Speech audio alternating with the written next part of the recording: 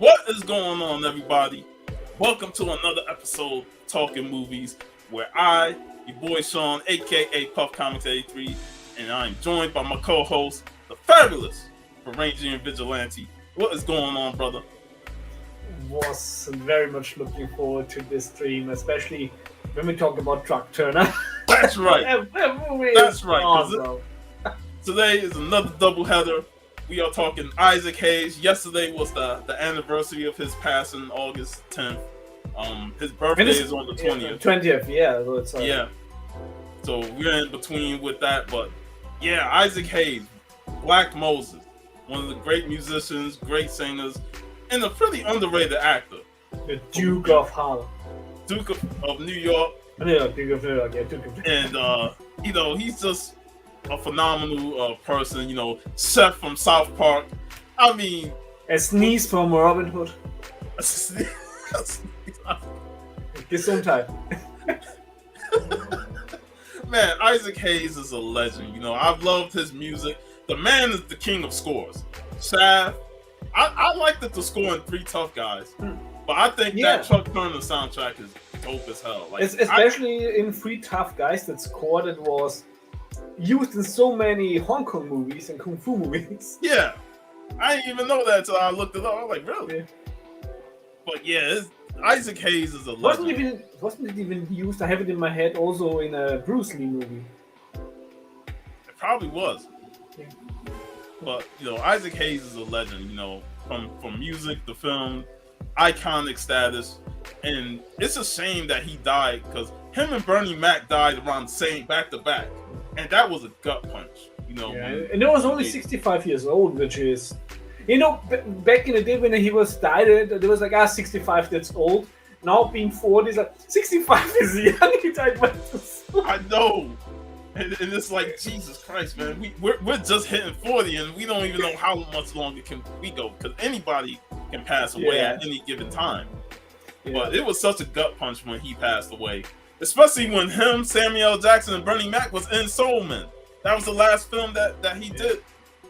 So Isaac Hayes is a legend, man. And what's your history and stuff with Isaac besides just the movies? Besides him, actually, my introduction was primarily through the movies, since even when I grew up, I was always very much into metal. Of course, the first movie that I watched as a kid when it was TV was Robin Hood, where he played as Sneeze, and then the second movie was your first, which was where he played the King of New York. Duke. The Duke. Yeah. Hey, number I didn't one. the Cook. Yeah, I'm thinking, yeah. Escape from New York. Yeah. It's too late here already. But then of course South Park. Yeah.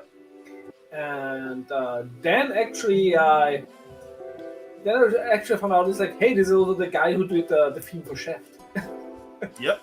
And that, and once you dive into his music, you're like, man, Isaac Hayes is just such a great musician. Yeah, I really get it now. His music is it just hits it. It just sets a mood of coolness. Yes, which is what he presents. He has such a coolness about himself. There's a reason they call him Black Moses. That was his nickname, because he just has this calmness about himself, like Moses, but yet you knew how to strike. And he struck you with that music, and it just hit you like the Ten Commandments. So,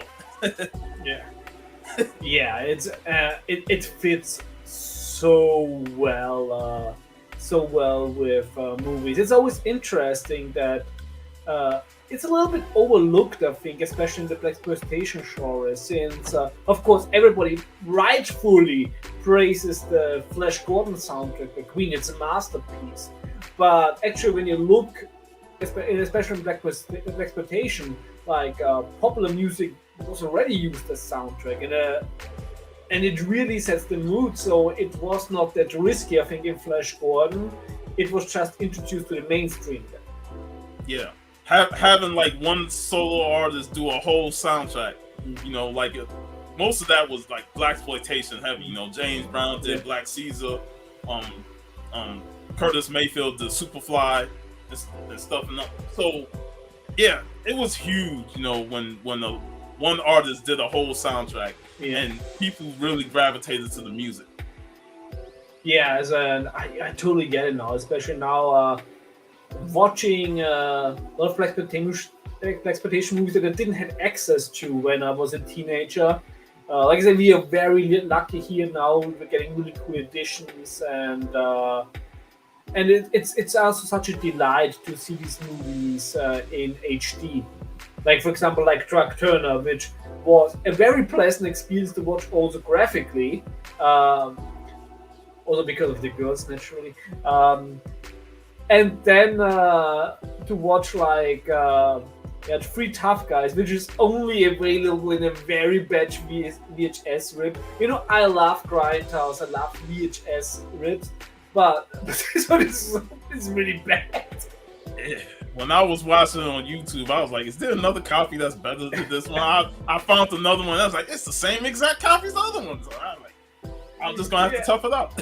Yeah, but hey, at least it's out there. It's a movie I have never heard before, despite the Hammer being in it, and also that's Ventura. the thing. And considering the fact that it's Fred Williamson and Isaac Hayes, this movie is so unnoticed. It's like, yo, Roscoe. What up, Roscoe? How we not know about this? Yeah, I always say in the past that there are a lot of similarities between the Italian exploitation genres and blaxploitations. Like they have the same vibe. So it was very interesting to watch an Italian blaxploitation movie. But I really think they took they got the wrong director. Like the director they got, Duccio Tesari. He did some awesome Pueblo movies, like, you know, he clearly is a talented director. You know, he already proved himself. He was, I think, almost 60. He was born 26 when they released this one. But hope you have a great one too. And hey, Jeff. But I really think that he didn't have the grasp on black culture or like American culture.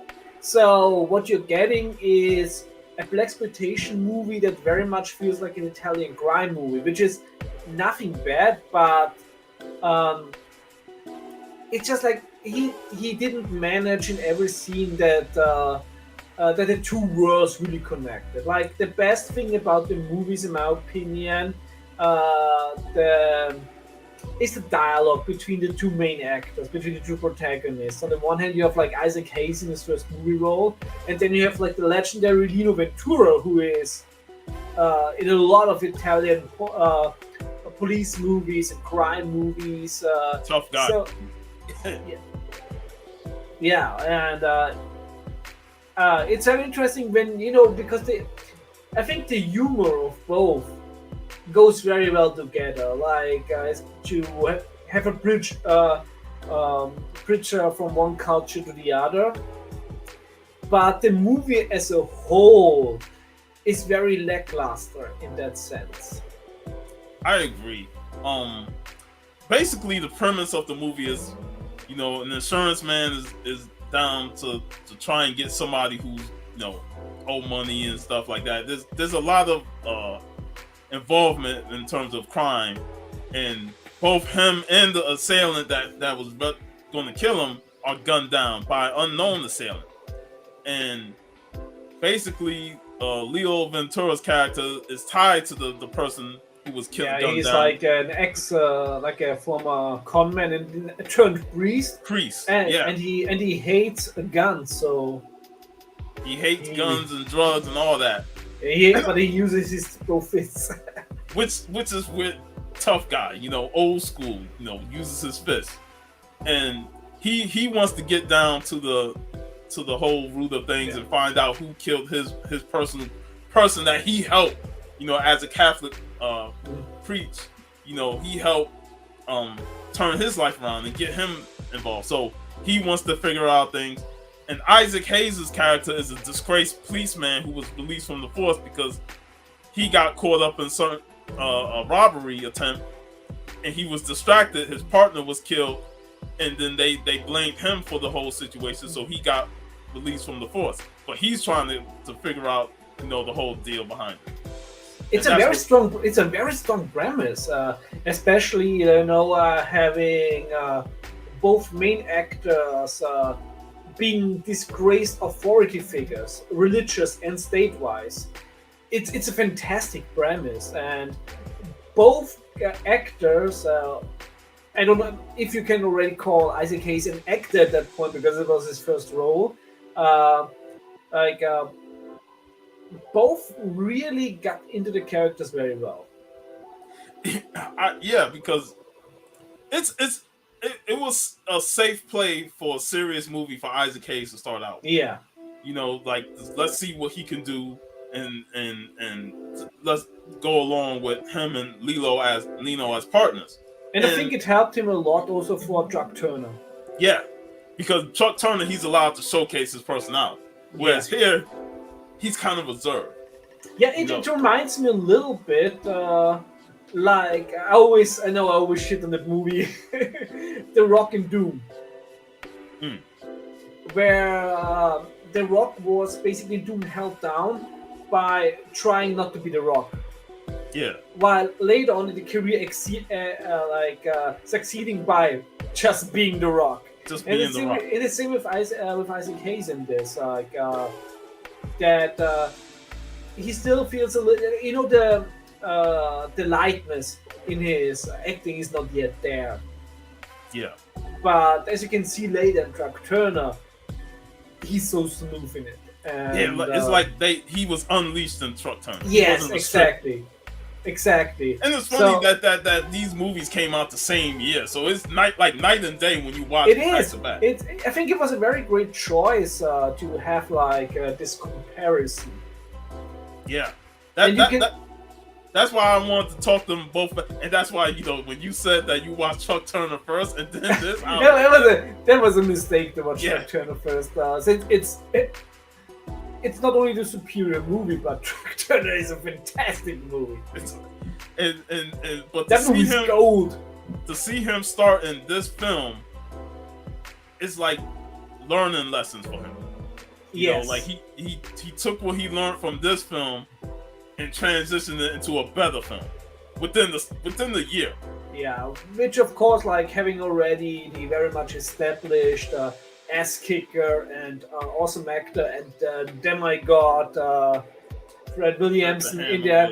Yeah, he's he as you said when we talked before the show, he has way too little screen time. But when he's on screen, all he needs is a smile, and he owns the room.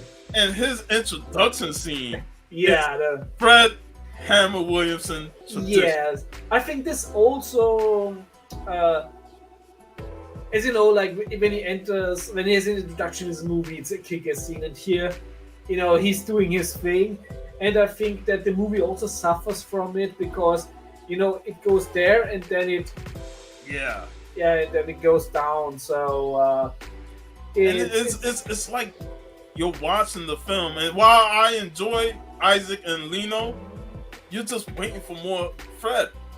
Yeah. And to me, that's what hurt the movie, because Fred Williamson is a big name. Him, Isaac Hayes, and Lino Ventura are the three main characters. But yet, Williamson, you see him less, and as a fan of him, you're like, I want more Hammer. And to me, that it hurts the movie. I think the English title also is because Three Tough Guys. Actually, it's like two tough guys because Fred Williamson is actually the villain in this movie. And he goes against his own rules to say he don't lose. Yeah, he did the JOB to Isaac Hayes. Yeah, and maybe also thought hey, it's in Europe, so who's gonna see? But this movie was primarily shot in Chicago, so it had co-production with Italian Italy producers, but majority of the scenes were shot in Chicago. So it made me wonder whether it was a conflict with Williamson's schedule that he couldn't really make a lot of the scenes, or they just written the movie where he only had that little scenes. Interesting, yeah. But in German, the title is only about the protagonist. It's like zwei unschlagbare Draufgänger, which means like two unbeatable Draufgänger. It's like risk takers. And watching this film, I felt like this was like a project to try and get Lino Ventura into the American audience. Could be very much as well. Yeah, as you know, with the Italians, it's especially the Italian movie industry is hop on a trend and ride it. And I think that this movie was not the blockbuster. The expectation was what they hoped it would be. So I think that's why we don't have a lot of Italian blaxploitation movies. We have a lot of black actors in Italian movies, but of course, naturally, like later on in the roles in the post-apocalyptic movies and the dystopian movies. And I had a thought, and it kind of faded while you was talking. But yeah, there were some scenes in the film that I really enjoyed, like when they capture Lino and they was about ready to throw him in the furnace and burn him. I was like, damn, that's some torture right there, to throw him right in that furnace. And of course, the girls were also very well. Hey, I ain't play, man. He beat her down, man. I was like, damn. Stuff in the top. Yeah, and I mean they also had a kick-ass slogan for the movie, the Black Moses, the Hammer, and the Preacher Man. Yeah, like, how do you mess that up? Yeah. How you mess the Hammer, Black Moses, and the Preacher Man? Yeah. And the Preacher Man, that's an ex-convict. Yeah, that writes itself. Yeah, the premise is so strong, and I would really want to watch this movie done by a different director. Yeah, somebody who knows they can play both sides and say, we're going to exploit the hell out of the blaxploitation angle, we're going to throw a sprinkle of Italian exploitation, and we're just going to say, fuck it, this is going to be some action. Yeah, right? Exactly. So I think this movie could have really been a little bit more out there. It plays it a little bit safe. They try and make it into like a mystery film. Yeah, but it's not. But when you got three tough guys, but then it's a mystery film, it defeats the purpose of calling it three tough guys. They should have done this movie like the Superman, the free Superman. The Superman, yeah. Just without the over exaggerations of Superman stuff. But like to have like this easiness and to have like more cool dialogue in it. I'm down with Fred Williamson being the film. Yeah. Like I said, he was a villain in Black Season. He was just the lead star in it. Yeah. So, but I'm down with him being the villain and all. But he excels and he's really good at it. Yeah. Yeah, he can be a cool scumbag villain. Yeah. But we needed more. Like he could play everything cool. Like you can make him a clown and he will be still fucking cool. But he ain't gonna be a clown. That's exactly. But he's too cool to be a clown. Yeah. That's why Fred the Ham Williamson was in control of his movies, because he's like, I'm not gonna let anybody else dictate how I'm gonna be. I'm gonna be me. And worked out very well for him. He's still telling it how he sees it, not holding back. Now what? They tried to do some misdirects in the film involving the Italian mob, and I felt like that was a whole waste of time. Yeah, it would be very interesting what they had in the editing room. As we know, Italian film crews are not always the most coherent regarding a movie's timeline, filming timeline, filming schedule.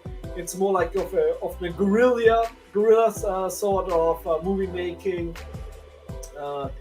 But really, it's just. The it has so much potential, and it does not. It doesn't do a lot with it. Outside of Fred Williamson, the only other aspect I liked it was the police captain being the jerk and always trying to put down Isaac Hayes and saying, "Oh yeah, you're responsible for that." Oh, he coming up with conclusions that's like, "Come on, bro, how are you really coming up with this? You really trying to hammer him down, man." Yeah. if he's gonna be antagonistic, at least be smart about it. Yeah. But really, there was some nice humor in it, especially liked when Ventura and Hayes, you know, when he ironed the shirt from the breeze. Yo, I was like, really? That was so anticlimactic, but also that was one of the moments where I really think that the Italian humor worked very well with Isaac Hayes. And then after he ironed the shit, he cooked eggs on that motherfucker. I was like, what the fuck? Yo, you got to be real low down and broke for you to say, oh, I got to cook eggs on the iron of all things. Don't try this at home, people. Yeah, don't do it. But yeah, that was pretty like out there when it came to. I was like, this ain't American. I already knew that. And I think for me, you know, it's a very average movie. It's like when you watch it, it's for me like a 5 out of 10 action movie. You can watch it, you will not be offended by it, but it will also not wow you. You know, there are moments, but there are also other moments. And I really was disappointed by the finale. First of all, they just arrested the Hammer. Like, well, the hammer ain't dying. That's damn sure. I know, but it was just arrested. So it was not. You know, it was not larger than life. It was not a larger than life finale, which you would assume with the cast that is in there. Not compared to Chuck Turner. Afterwards, I like the ending. You know, when Ventura and Hayes said their goodbyes, and Ventura like almost picked a fight with somebody else, and he's like, "Hey, do you want to fight?" He's like, "No, I'm against violence." You know, a thing I did like, I liked his conversations with the bishop. That was pretty fun. I was like, I needed more of that because the bishop was entertaining in his way. This is something where the Italian cinema is always very strong. It's like in the interaction with a superior and the person below them in a job. Like whether it is like in a religious or state, like we had the police chief. Most Italian directors are more of the authority part. So, as you also know, with spaghetti western, like authority figures are rarely. But you know what's funny? Like the police chief, it felt like there was some inner racism there. But the bishop was like, I liked the bishop because he's like, how dare you? You know, you are a Catholic priest and you're out there committing violence. Don't tie me to this. Don't try and involve the Catholic Church in this. Yeah. It had me rolling sometimes. It's like, yo, I think this guy's entertaining in his berating of Lino. Yeah, that's where I can see this is like the forte of the director, and this is where he shines. The action part, not so much. Not so much. So it's sad. I think that this is the actually punching thing about this movie, that there are puzzle pieces there. The premise is there, where you could make like an extraordinary blaxploitation movie, even like an extraordinary crime movie, but half the puzzles are missing.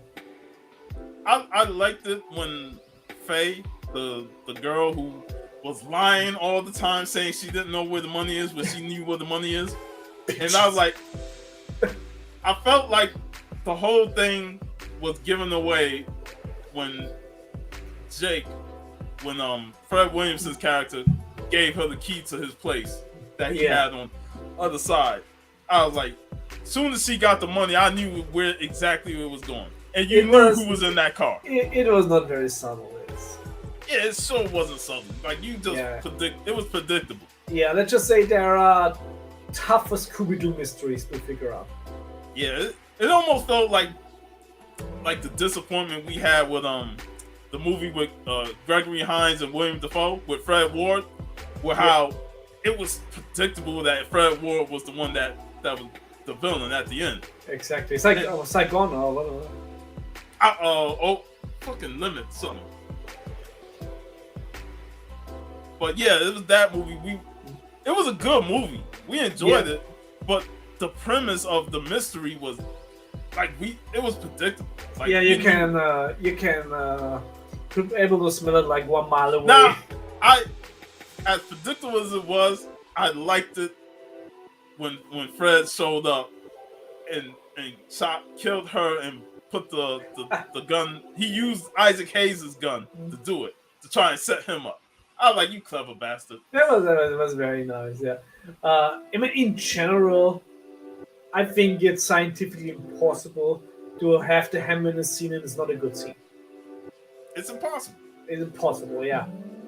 Like everyone out there, try to prove me wrong. Show me one scene in which the hammer is not cool.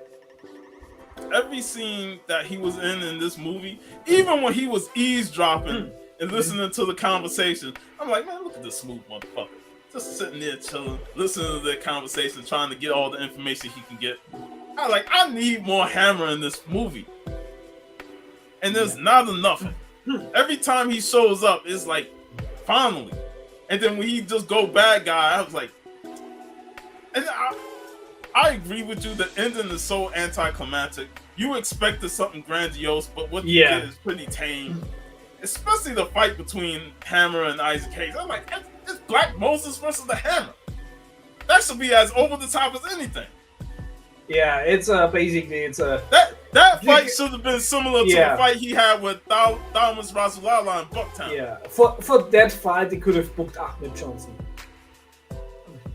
Yeah, man, the ending was anticlimactic, and I like you said, it's a 5 out of 10, average movie at best. And with the quality that is in, it's never going to be watched again. Yes, it's it's not a very inviting movie quality-wise, and this comes from somebody who loves to watch like bad VHS rips sometimes. But this is almost like turning on the Game Boy. Old school Game Boy. Yeah, you can't play that at night. Yeah, you can't play at night. There's no backlight. But that shit was addictive, though. No matter how limited it was addictive. Yeah. Game Gear, the batteries kept getting drained out, man. You had to play it with a charger. Yeah. But yeah, that's our thoughts on Three Tough Guys. We knew it was going to be a little short review on that. Yeah. But we really going to dive into the meat of this stream. The main event. Truck Mac Turner, or Mac Truck Turner. A bulldog with eyes on his ass. Man. Now, if y'all, I want to say, the Blaxploitation episode that we did on the Common Call crew is legendary. Make sure y'all check that out. We go through a bunch of movies in it, and one of them is Chuck Turner. And we had a field day. I posted that on the Instagram Common Call crew page. I watched that video nonstop a lot of times because I love just us having a blast talking Chuck Turner. In this movie, you talk about Three Tough Guys being disappointing. This movie is so entertaining. It is so entertaining from beginning to end. It's like, damn, that was so damn good. I'm gonna watch it again. Yeah, you only should not watch these movies if you can't see a pussy getting pounded. A cat does. Like, well, let's be real. Like, out of all the blaxploitation films, this has the least nudity. We only get like one glimpse of nudity in it. But it's very, it's a very in slow motion. Slow motion. However, who needs nudity when you have Nicole Nichols side boobs. Man,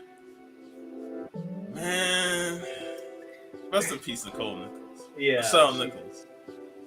She was amazing. She stole the spotlight in a movie that had a whole great cast. And a whole great cast right to the side characters. Like, even the bums were entertaining. Yeah. But Chuck Turner, it's funny. The first time I watched Chuck Turner, it was like well after Escape from New York when I first watched that film. Because Escape from New York was like, that was on TV almost all the time. So we got a chance to see it all the time. But Chuck Turner rarely gets played a lot.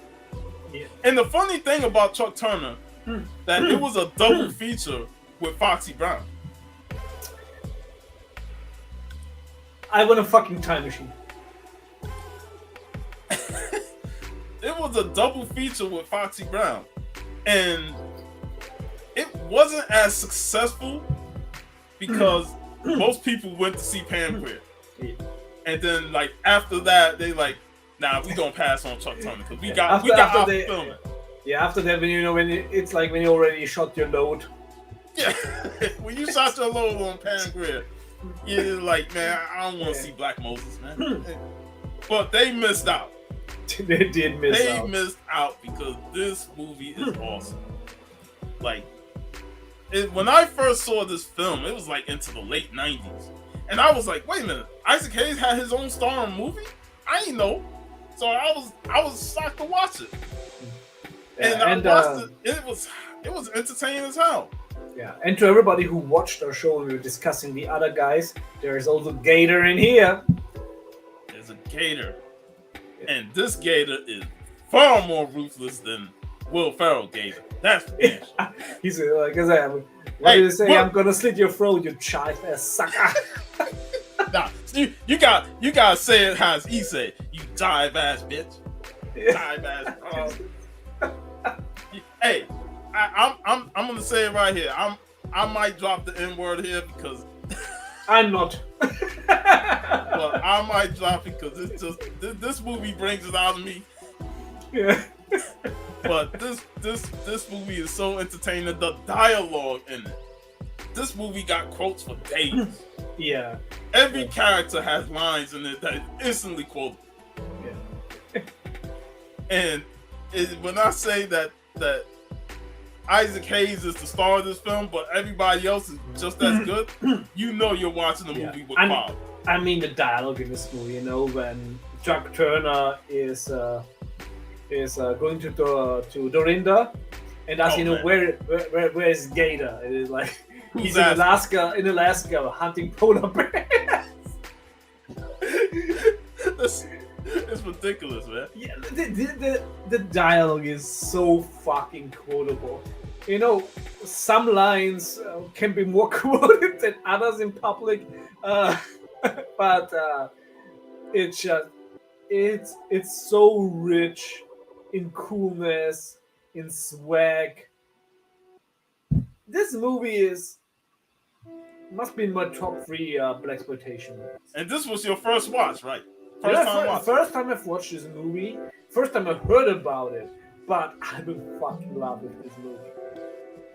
So, like, the whole premise is Chuck Turner is a bounty hunter. Him and his partner Jerry, played by the great Alan Weeks, are bounty hunters. They go after skip tracers. He's like a former football star, but he got hurt and then Chuck Turner is a football name too.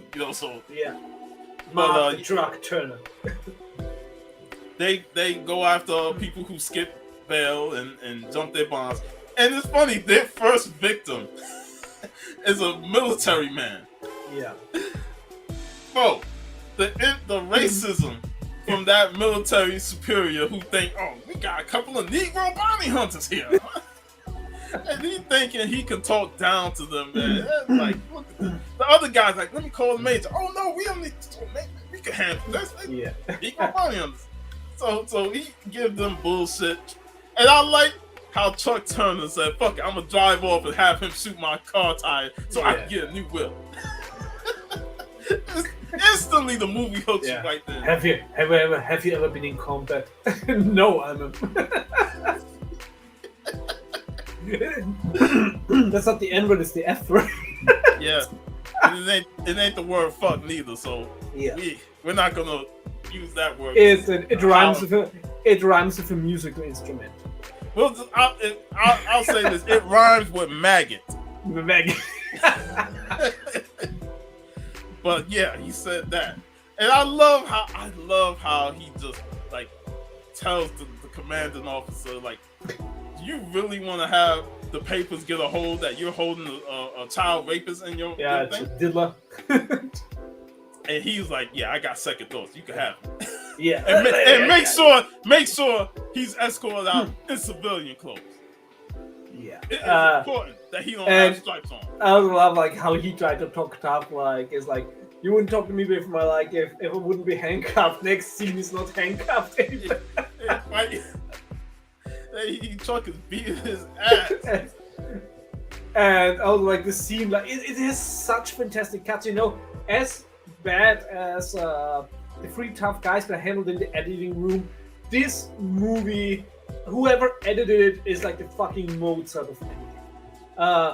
You know, like these scenes, you know, cut and then they're fighting. Next cut, and you see him driving, and only his legs stick out of the cabrio. This is godlike editing.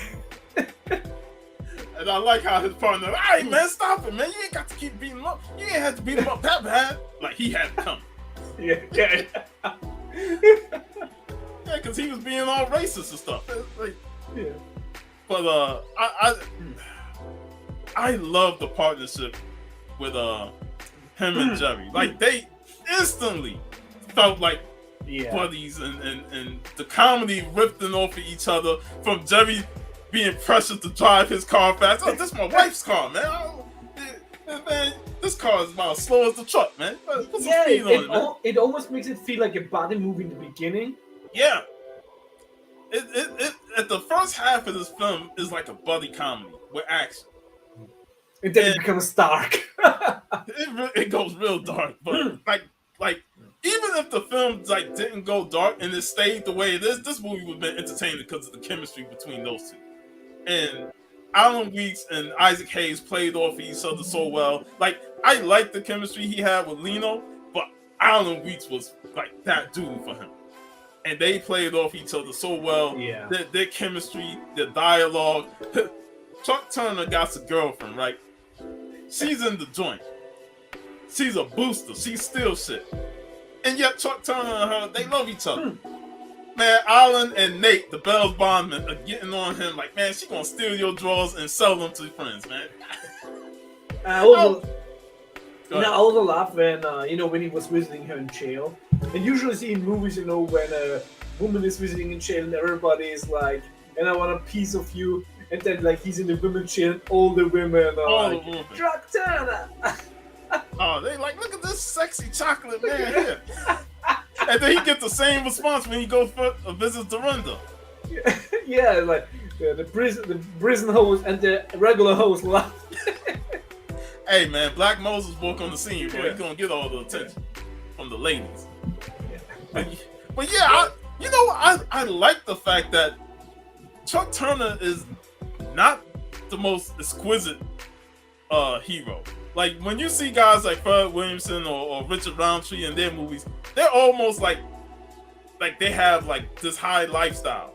Yeah, Chuck Turner's at the bottom, bro. When we first see him, his whole apartment is trash. Yeah, and his cat is pissing all over his clothes. And it was his last goddamn shirt. His last shirt, and his cat pissed on him. And then when he's in with Jeremy Carver, it's like, hey, you smell like pee. I don't need a partner smelling like a bum. So right then and there, it established that Chuck Turner ain't your typical uppity Negro, as you will. Like he ain't in high finance or even middle finance. He's down on his luck. Yes. And when you got a girlfriend that's in jail and yet you still committed to her, that's something. Cause Nate and Jerry's like, man, why don't you go get a new girl, man? Why don't you pay for one? They like, man, last time I paid for one, I had a shot of penicillin in my ass. And what else does the movie so fantastic is like the whole build up. You know, when it built up, you know the name Gator was dropped. He's like on the lookout for Gator, and then in the first third of the movie, the Gator plot is done, and it's like, hey, where we go from here? But hey, there's a bigger pimp in town. It was like introduced very late in the movie, and it was also like, you know, a name you heard like in the movie, you know, his street cred and everything, but you were not ready for his introduction. Yeah, because Gator's introduction was through Fogarty, played by the great Dick Miller. And I like how he knows that he can't get nobody else to do the job but Chuck Turner. Yeah. And when they look at the paper, like, oh, he's got priors, you know. And when you hear his priors, like, even Will Ferrell's Gator be like, that's not me. I don't do that. I'm a nice Gator. I'm not that type of Gator. Because this Gator is ruthless. I'm like, this Gator is slitting your throat. Shout out to Paul Harris, man. Rest in peace, Paul Harris, another great blaxploitation legend. He played Gator to the T, and I love the chase scene. That pursuit of the Pimp Mobile theme, classic. I have to say, in general, like, you know, the blaxploitation genre is famous for fabulously portraying pimps. This is the King Pimp movie. Oh, man. This is prime pimp. Like, hey man, you can't watch this movie and say, damn, I want to live that. I want to be a pimp. You know, it's like fuck the players ball. If you've seen the Pimp funeral. Hey, the players ball, that's gonna be their funeral, man. They're gonna do the same thing.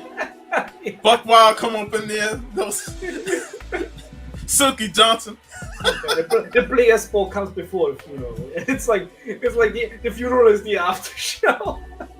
Hey, I can see who was it? Buck Nasty gonna spill it on Silky Johnson's corpse. And the great thing is, I was like Harvard Blue. Harvard Blue. Harvard, yeah. Yaphet Kotto, the late Yaphet Kotto. You know, everybody know him primarily from Alien. Fantastic actor. He didn't want to do this movie.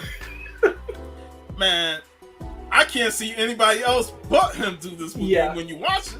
But luckily, he had a divorce, so he needed the money quickly. So he accepted the role as the main pimp.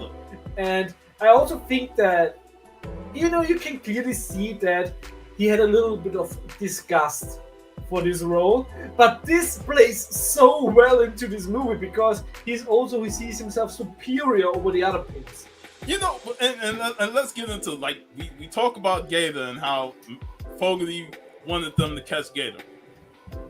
After they failed on the chase, and that chase is awesome. I love that chase sequence. They go visit the Duke, played by the great Scatman Crothers. Yeah. Probably the one blaxploitation film where he didn't play a reverend or a pastor. Because every other blaxploitation film, he's a reverend. So here he gets to play a pimp, and he's in all his pimp glory. Hey, like, I'm just an old pimp, man. Living the life. Hey, like, they can't make pimps like him. And they're like, they can't make them like you, man. And you're like, they just don't make them like they used to. Get your ass back to the table. This man played that role. And like, he probably wish he got more pimp roles because he played it so smooth. I think you have to rewatch the movie straight after us. Hey, I like how Chuck goes up to him and says, and Duke already know who is it, like who you looking for. And he like, pimp named Gator. He like, oh, that's a mean dog. The lowest of the low. He gives pimps a bad name. And when you got a pimp that gives pimps a bad name, you know you some low down dog. As a pimp named Gator. There's a pimp war brewing. So and that's what we. But it was that scene where we get the introduction of Harvard Blue by name. Yeah. Because Harvard didn't like Gator because he stole his girl.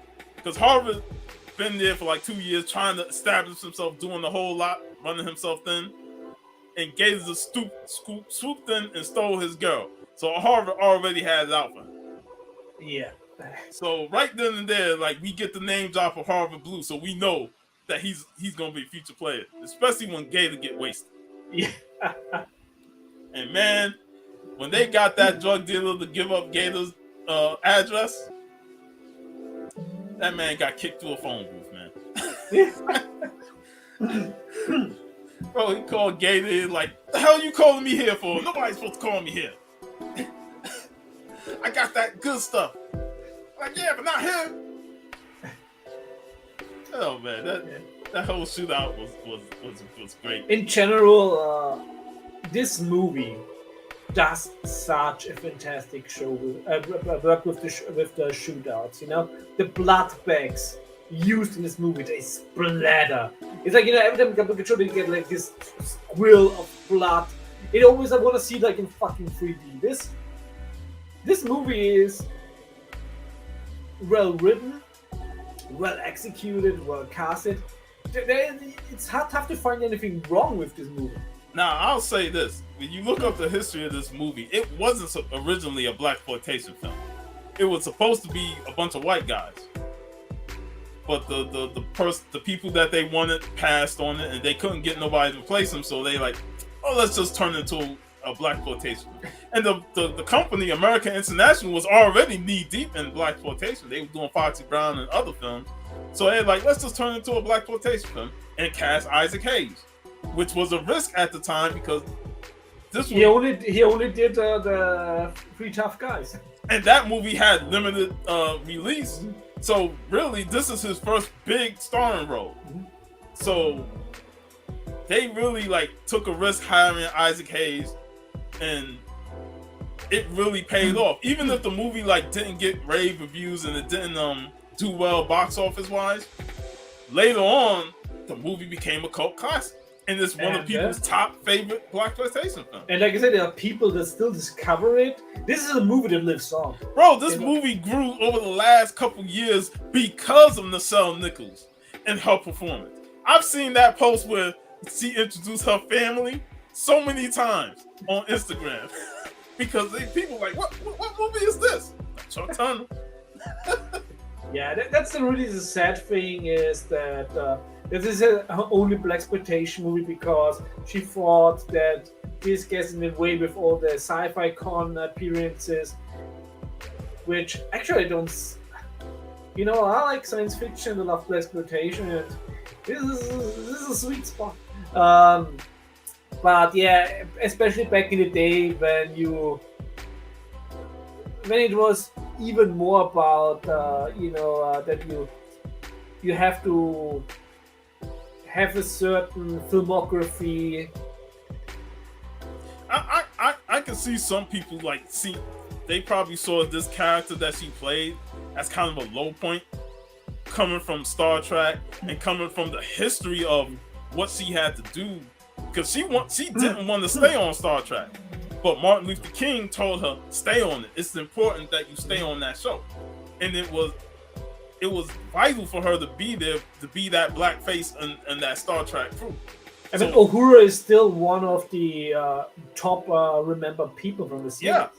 So it was so important for her to stay on that series, and it was big. But at the same time, like doing something like this, like I could see people like turning their nose up on it, like, oh man, she's playing up. And rightfully so, because it also shows how versatile she is. Yeah. She was as an actress. Since when you watch this character and the Uhura, they have nothing in common.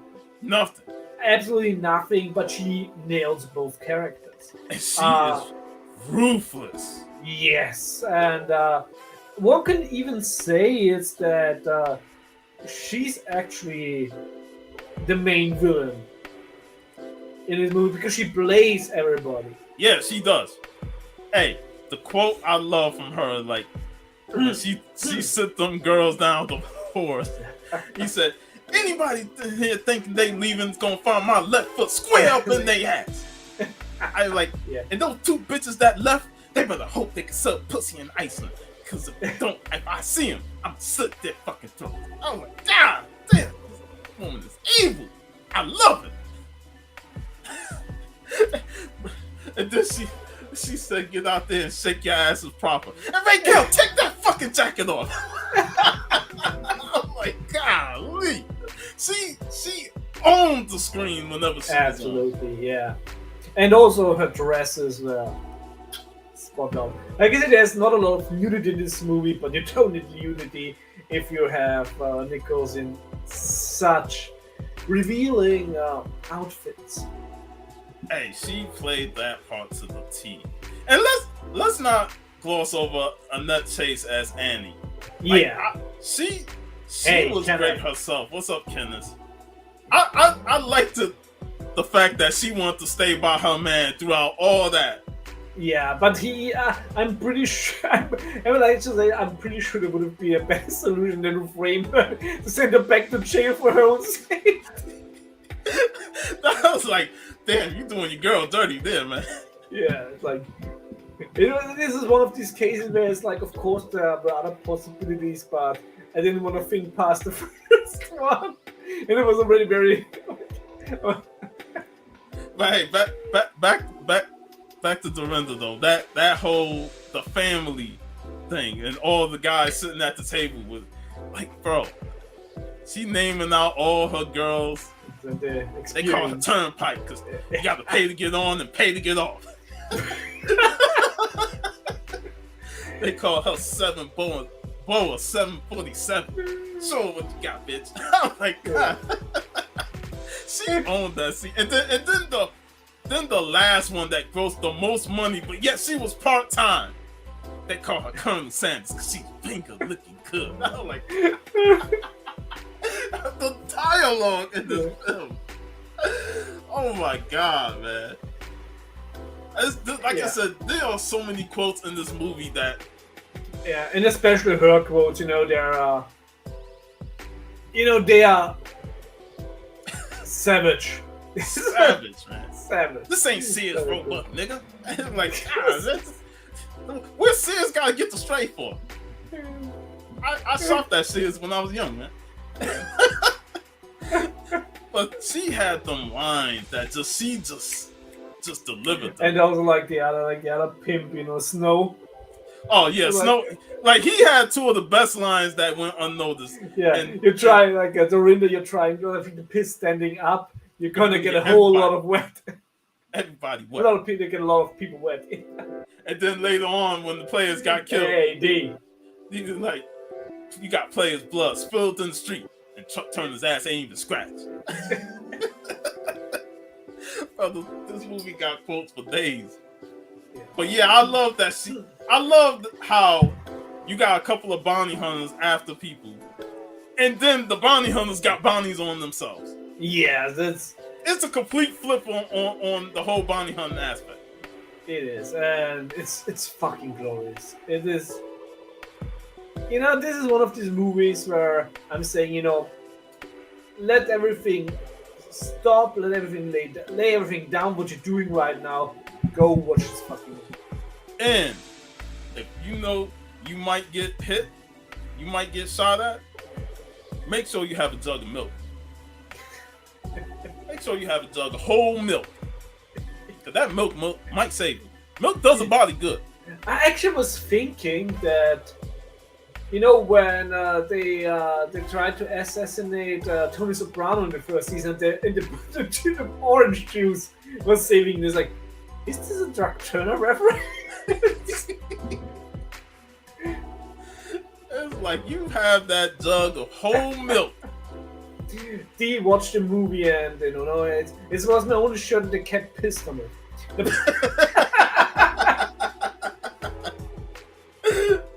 But if you have a jug of milk in your bag and somebody tries to assassinate you, that milk will save your life. Yep. that scene when Reno tried to take out Chuck. First of all, props to the brother that said, that's Chuck Turner. Yeah, like, no. He said, kill a nigga. That's Chuck Turner. I want no problem. I want no problems with Chuck Turner. You probably could tell that dude probably had a prior running with Chuck Turner. He probably skipped the bell, got hunted down by Chuck. He like, Nah, bro. I'm not fucking with Truck Tunnel. And he has he has a sixth sense. Like you can pull a gun sneakily behind his back. He's still gonna see you and he's gonna shoot you fucking first. And then on top of that, Truck Turner would give fucking Dirty Harry a run for his money with that Magnum force because Chuck was popping fools with that mag. There ain't no punk that's feeling lucky in this one. Nah, they all getting mowed down. Just sorry, there's just some sorry ass punks in this movie. Oh shit, the fucking brawl. We even talked about the brawl in the bar. Man, I love that fucking shit. Yeah. Like at the end of the Gator chase, they go into a bar, and Gator's fucking hilarious. He paying $50 to beat these punks up, and like send them niggas to Blue Hill. I love that line. And then they go into the bar, and then the whole bar fight. Bro, that shit was entertaining as hell.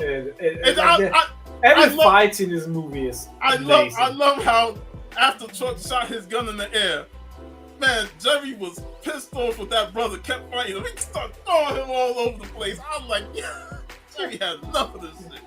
Bro, that fight was awesome. I watch that fight all the time, just because it's entertaining. Yeah. For me, the most entertaining part was still the pimp funeral.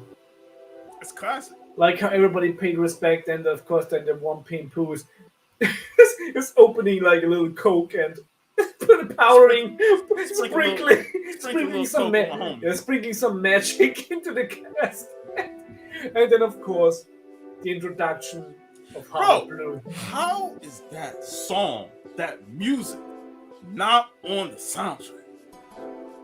It's a crime. It's a crime. It's that sinister organ. Harvard Blues interest is one of the most legendary entrances of all time. Because they are building this character up, like since the interrogated Duke. They talk to Duke. Yeah, and he's like it's a pimp civil war coming. That's what Duke said. And it was sort of risky, to have like your main villain introduced so late in the movie. Especially, you're building it up, and then when it comes up, you really have to cash in on it. Like you really have to prove that all the build-up was worth it. And it was. You said it when you said Yaphet Kotto had a disgust about him. That look he gave to Renda after he spit on Gator's corpse. Yeah. Chilling. And first of all, when he came out of his car, he was respectful. Yeah, I like how he was holding his hat, not having it on his head, and then he had a look of like sadness when he first appeared, and then he saved that spit up all day. Yeah, you can really see he almost coming out of the car. And bro, that was cold. Greatest entrance of all time, and the music elevates it. And the thing is, it's basically a trifecta. You have the fantastic acting by Kotto, you have the amazing music, and then you have the perfect scenery, the visuals. That you already know his name, Harvard Blue, and of course he has like shiny blue shoes, blue shirt under his white jacket, under his white pimp jacket, the blue hat and the cane. The blue hat, and it's like immediately, even don't say it. There's like, this is Harvard Blue. Yeah, there he is, and it's the fulfilled promise in this movie. It's like, well, we have watched an awesome movie. But now it really gets going. This movie is one height after the other. It never goes down. It's amazing how we talk three tough guys, and he's like, man, Fred Williamson is so cool. He even as a villain, he's a cool. But then you see Yaphet Kotto come, and he's a menace. He is ruthless. Yeah. This man has his own hit squad called the Insurance Company. Handing out death insurance. Man, bro, and that's another score I love. The Insurance Company theme that plays throughout their scenes is another cold piece. Isaac Hayes is a fucking genius. Yeah, the music in this movie is top tier, fantastic. yeah, this movie should be out there, and this, I even would say, I love a lot of blaxploitation movies, of course. Foxy Brown and Godfather of Harlem, everything. But I think this movie is like the perfect introduction to blaxploitation, since it's it's really like from a technical point of view, considering the budget and everything, it's perfect. The cast is amazing. You see a lot of people from mainstream movies, of course, like Nichols and Koto, playing very unlikely roles for their status. But of course, then you have Isaac Hayes in it, and forgot the name. Dick Miller. Dick Miller is in it. Yes, Catman Crothers. Stan Shaw in one of his early roles. Stan Shaw, he's another one I've seen in a lot of films in the 90s. He was the stuttering boxer in Harlem Nights. he was an awesome actor in the 90s. So this was one of his early roles. Yeah. And Alan Weeks, is also one where it's like, hey, I know him from somewhere. So First connection. Exactly. So it's a movie you feel very at home very soon. Man, he got the worst death in the film. Golly, man, why they did Jerry dirty like that, man? Yeah, that's And it's funny, as a kid, when I was younger, I was like, damn, that was brutal. And then you start like, man, they turned this man to a whole string bang doll just to do that shot. Yeah, it's like, I'm used to, like, I'm watching splatter movies, I'm like, they totally got Chewie dead. But they did him dirty, man. And it's funny, like, the first half of the movie is buddy comedy, the second half serious as fuck. Yeah, and I also think that makes it so stronger, since you really grow a liking to him in the first part of the movie. And then the movie takes this dark turn, but you also taking this dark turn because, like, hey, he didn't deserve it, and I want now revenge. I want bloody revenge. I love the camera shot in the hospital when he's walking to go see Nate, and it just focuses on Isaac and his look. Oh yeah, that shot was fantastic. I love that shot. When they're talking to him, and he's focused. He's just focused. Straight focused, because he just lost his partner. Yeah. And that was meant for him, because they beat up Nate, the bail bondsman, to get to Chuck Turner. And this is also one thing, where with Isaac Hayes' second movie, as we just said, the Three Tough Guys was his first real movie where he portrayed somebody else than himself. So to be in there and to be next to such fantastic actors, like very experienced actors, especially with Koto, like theater-trained actors, and don't fall off. That is a very hard thing to accomplish in your second fucking role. Yeah, and this tells a lot. And this tells a lot about his natural talent to be already large than life persona outside of acting. And it showed, like, he should have had a lot more bigger roles after this. Absolutely. But like I said, that's why it was important to talk these films, because you get to see character growth within 2 movies in the same year. Yes. And this movie, he really let his personality, his charisma shine. Absolutely. It's if you haven't seen this movie, go watch it. I think this is one of these movies that it's a sin to just put it in one genre. This is just a fantastic movie by itself. This is in the genre of great movies. Now, after the first player got dealt with by Chuck Turner, the second player, Stan Shaw, and his checkered ass player costume tried to get him while he's on the balcony. I was like, damn, they had to throw the milk joke in there again with the cat. Man, Truck Turner took his ass out with his little ass gun. And then the other dude tried to sneak up the stairs. He got dealt with. I'm like, yo, he killed 2 players in 1 shot. And that's where we get the famous snow line. You got players' blood running in the street. Truck Turner's ass ain't even scratched. And that's where Horrible Blue comes in to make his deal. And like I said, that's another scene that I could watch nonstop because I just love the dialogue. Nichelle Nichols and Yaphet Kotto really shined in that scene. Yeah, absolutely. And also it really shows, from Kotto to be there already waiting for him like in their home. And it's so much coolness, and Kotto and Hayes, they play so well off each other. You can cut that fucking tension between them with a knife. I love how he was dressing her down, like, what are you gonna do? Offer him some trim? You're gonna be a liability, them bitches all you got there and stuff. And then she just says, I didn't have to sell my pussy when I was 15.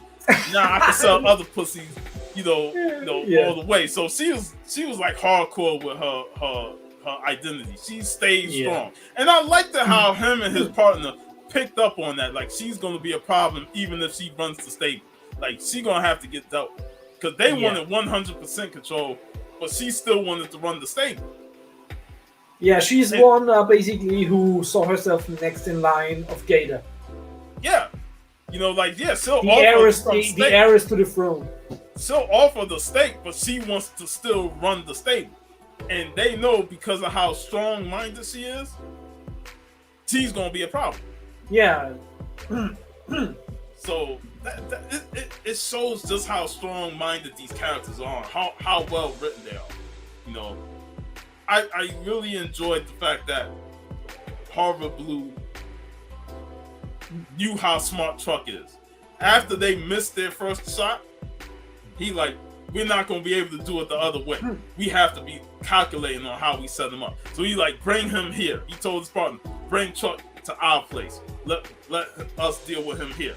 Yeah. And of course, also like, also one of the more cruel scenes when they hanged the cat. Francis. Francis the cat. And that also really pissed Chuck. It pissed both of them off, and he didn't want to leave. Like, after what they did with the cat, and I was like, she wanted to stay by Truck's side, but Truck knew that he was being followed. Yeah, because he can't focus on the bad guys when he has to watch her ass. Yeah, and then he already lost his partner, so he ain't got no backup. It's him against the world.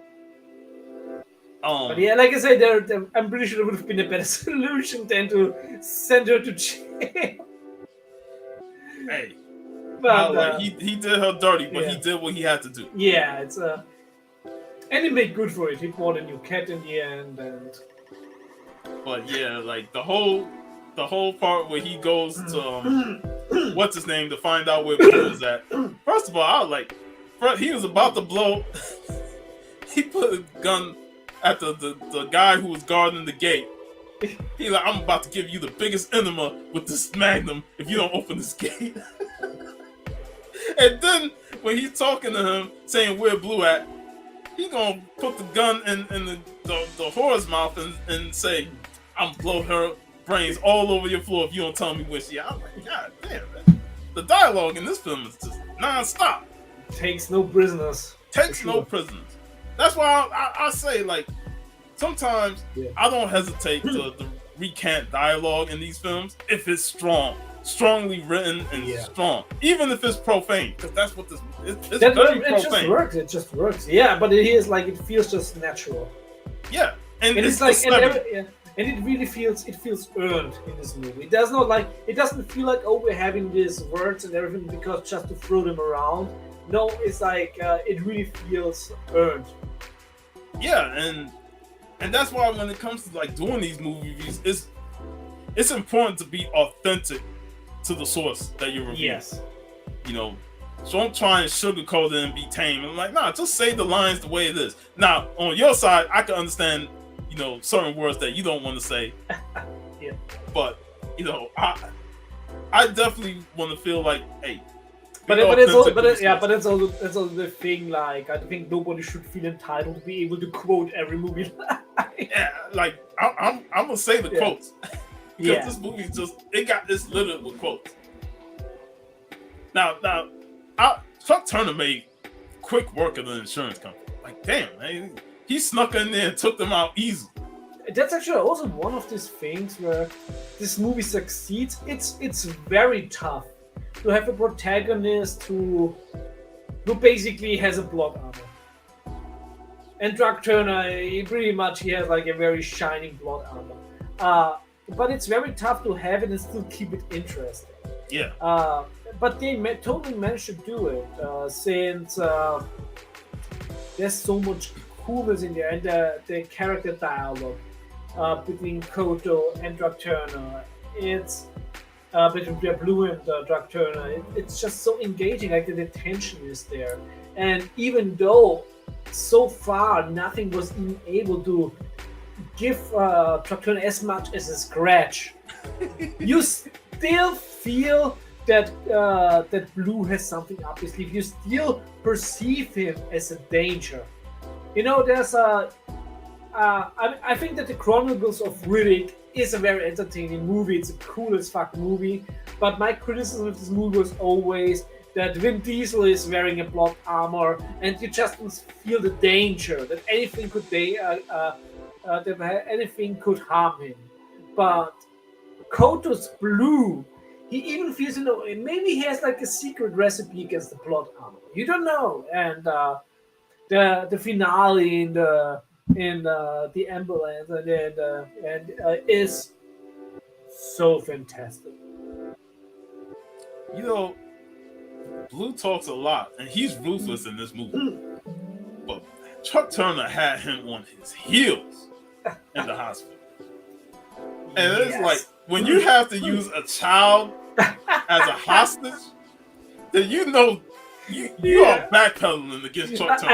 I absolutely love the look of the child. But when I also sent you, what I thought is basically, it's like when you write wish to the comment instead of the Make-A-Wish Foundation. You ain't getting John Cena.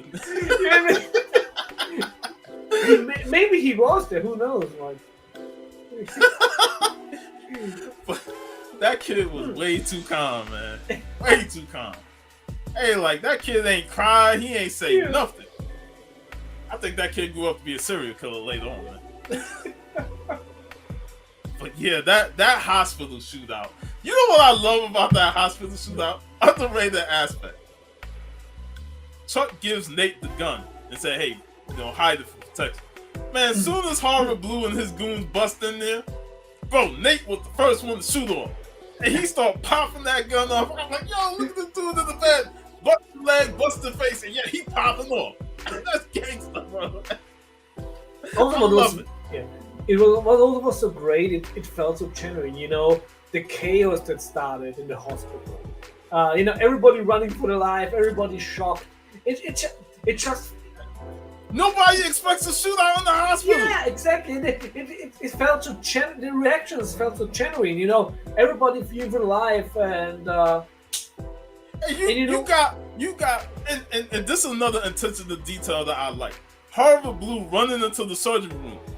You got all those doctors in there. They probably losing their mind, but they got to stay focused on their patient. This is the crazy thing about this movie. This movie is so larger than life, but it feels also so realistic on the other hand. Like I wouldn't know what to do if a dude with a gun ran in there and hiding behind us while we trying to do this surgery. That's fucking stressful. And then on top of that, you got people getting shot in the hospital, so now they gotta get treated in the hospital. Yeah, and as you probably know, with doctors, they were like on 48-hour shifts they haven't slept for. Yeah, it's like that situation. I'm like, where the police at, man? How long it taking the cops to get there? Bro, that shootout is classic. And you talk about blood packs and stuff, man. When Harvard Blue pushed that dude to say check on Chuck and he got in the way, Chuck shot him in the face. Bro, dude squirted the blood pack right in his face. That was such a glory. That was. I died laughing all the time. Yeah, it's hilarious. the blood bag work is so satisfying in this movie. And I'm not saying this like, oh yeah, that blood, yeah. No, from an artistic point of view, like because it's still unrealistic, but in terms of movie magic, it just feels so fitting for an actioner. It's awesome. It's awesome, and It's awesome. like I say, I can't point out a mistake about this movie. This movie is a perfect running time. The editing is a masterpiece. Can we talk about the greatness of Harvard Blues Death? Now, I'll say this. I love Live and Let Die, but I hated his fucking death as Kananga in that movie, the James Bond movie. I hated that comical ass death. Yeah. That shit was some bullshit. Great villain, but they gave him the stupidest death in the whole damn franchise of James Bond. Especially here, how he, like the look in his eyes. Bro, wow, that shit is comical, but at the same time, it's powerful because he's fighting death. Yeah, I understand. Yeah, I would still say, if the fucking Oscars would be a popularity contest for Hollywood elites like licking their own balls and smelling their own farts, you won't in '74. I don't think I mean, of course, there's fantastic movies came out over the year, but I don't think that death scene anybody could act better. It's classic. That one is wow. It's like giving the Oscar for best supporting cast. This is a masterclass in acting. You can really see all his theater experience in this. Like, even if he didn't like the role, like he still explored his greatness, his great attributes. Yeah. And that death is just classic. It's it's almost like you're satisfied because he really come in, but you also like, oh, this is what death is like. This is like, well, bro, when we reacted to it on the Comic Con crew, it was comical, but at the same time, like, yo, this death scene is just like, it's one of those death scenes that you just rewatch over and over, and it's a magnitude of the performance. Yes, because it gives death such a heaviness, which it should, because there's nothing heavier than passing away. What I like about it is Chuck Turner just watching. Yo, what up, Al? Hey, Al, man, we're talking about the greatness of Harvard Blues Death right now, and we remember we covered that on the Comic Con crew, and I was just telling VV I hated Yaphet Kotto's death in Live and Let Die because it's like great villain Kananga, stupid comical death in that movie, but this here, classic. Yeah, I think classic. If you ever want one this use properly, this has so much gravitas. Like, this is the heaviness of this scene, and the ultimate passing, and he captures that in his face. You can see every muscle in his face capturing this moment, and this is also the greatness of this movie, because it's a fantastic movie, it's a perfect movie, but this scene this scene belongs like on a Shakespearean stage. It's very Shakespearean. It's very Shakespearean. It's very Shakespearean. I like when we reacted on the Comic Con crew. Shout out to X. He opened when he got in the car. X was like, "Man, how he closed that heavy ass door?" And them cars had some heavy doors back then. Them big old school cars, heavy doors. You get shot in the back, but yet you got the strength to close that door, bro.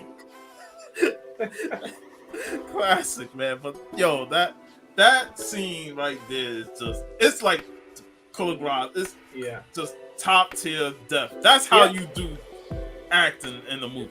Thanks to all the talented people involved, like from behind the camera, in front of camera, this movie has so many layers of different kinds of greatness. Yes. And this is why like I can just rewatch this movie so many. I probably done seen this year alone. I probably done watched the movie 15 times already because it's just rewatchable all the time. Yeah, it transcends its genre, and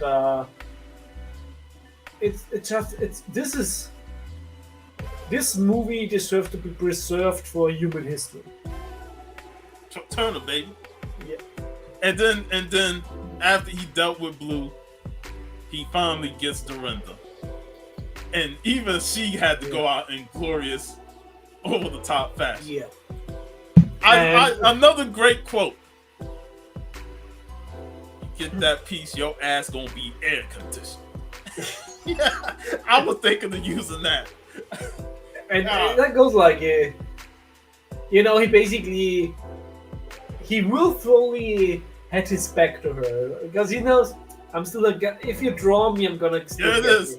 There it is. That I wish I could have put that as my whole bottom quote. Man, got players' blood running all in the street. Chuck Turner's ass ain't even scratched. This movie got quotes for days. Yeah. But you know what, man? Like that was the only way Dorinda could go out. At least she's reunited with Gator. Yeah.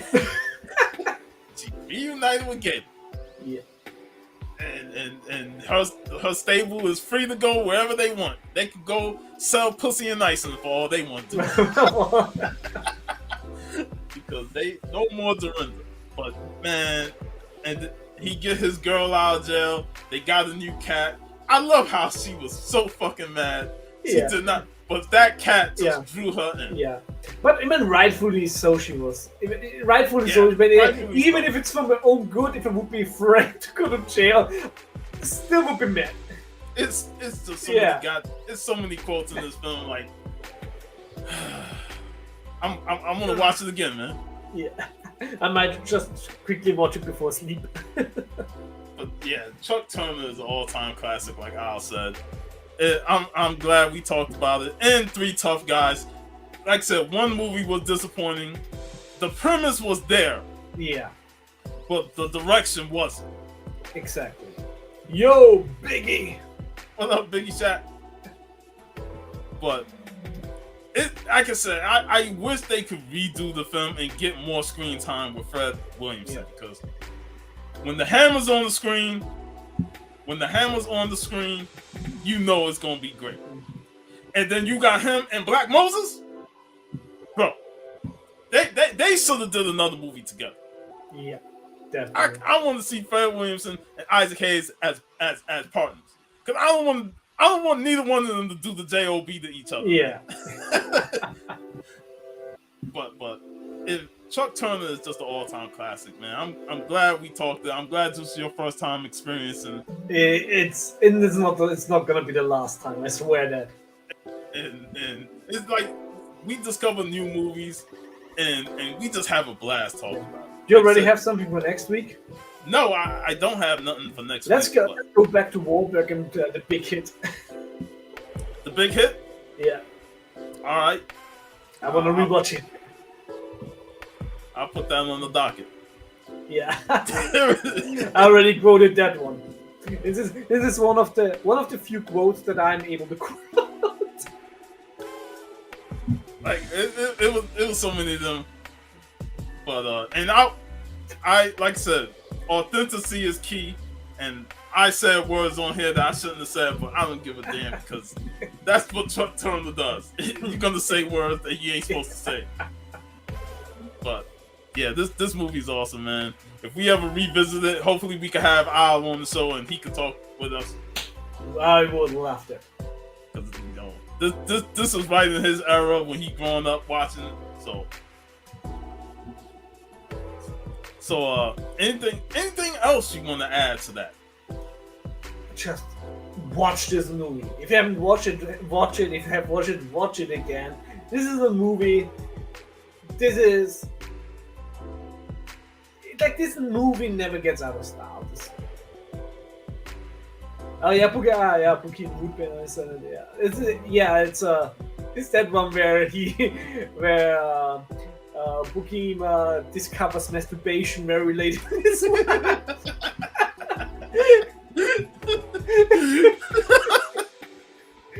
I love this scene. Like I said, it's been a while since I watched it, but I remember enjoying it, man. And that's another one with an all-star cast. I'm looking forward to that, man. So I'm gonna add that to the docket for next week. Damn, that'll be what? 3 more Wahlberg movies within a couple weeks? Damn. It's crazy, yeah. We on the Mark Wahlberg tear, man. Next thing you know, we'll be talking other movies. Yeah. Let's get it over with. I still have the old DVD downstairs. Nice. But yeah, this was an awesome discussion, man. Absolutely loved it. Thank you for introducing me to this movie.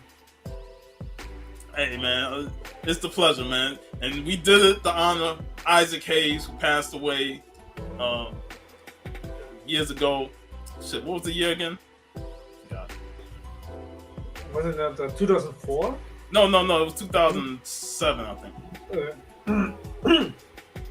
2008. Okay. August 10th, 2008. And we did this as a tribute to him to talk about how great he was in these films, especially Truck Turner. You know, he'll always be the Duke of New York. And the chef. The chef. And the snooze. And get this. The fact that he was in the movie with Fred the Hammer Williamson. But yet, I think he was nicknamed Hammer and I'm Gonna Get You Sucker. Yep. So it's also something we have to visit soon. You're gonna love I'm Gonna Get You Sucker, man. If you ain't seen that, you're gonna laugh your ass off. Cause that is a parody of like blaxploitation. You know, Bernie Casey, Jim Brown, Isaac Hayes, Antonio Fargas. I know you've seen the let's just say I'm hearing a lot of sucker since I finally subscribed to WTV Network. I'm rewatching all the old WCW shows. Booker T, baby. Yeah. We coming for you. Hulk Hogan. But yeah, the legendary Antonio Fargas scene from I'm Gonna Get You Sucker with the fish in the shoes, man. Classic. Can't wait to watch it. We'll matter of fact, I'll set that up after the big hit. We're gonna talk I'm Gonna Get You Sucker. Let's do this. So we got our next 2 weeks set up right there. Genau, wunderbar. That's it. Biggie, the Hulkster's in the house. Check him out. No episode of Common Call Crew this week. It'll be the following week. Yeah, I said that earlier. Yeah. Bro. What the hell you doing calling me here? Yep. Yo, Gator was some trip, man. And we was just saying, like, this Gator would tear the Gator of Will Ferrell to shreds. It's like, he's gonna be happy with poison ivy on his ass. So with that in mind, we're gonna sign off. We had a great time. I want to shout out everybody that showed up. Al, Dusty Brick Brown, Simply Incredible, you know, Biggie Shack, thanks for stopping by. Kenneth, Bird, Cantonese Comic Kid, and Geeked Out with Roscoe. Hope you're having a great day, bro. And enjoy a savage weekend. Later, y'all. Be sure to tune in next week.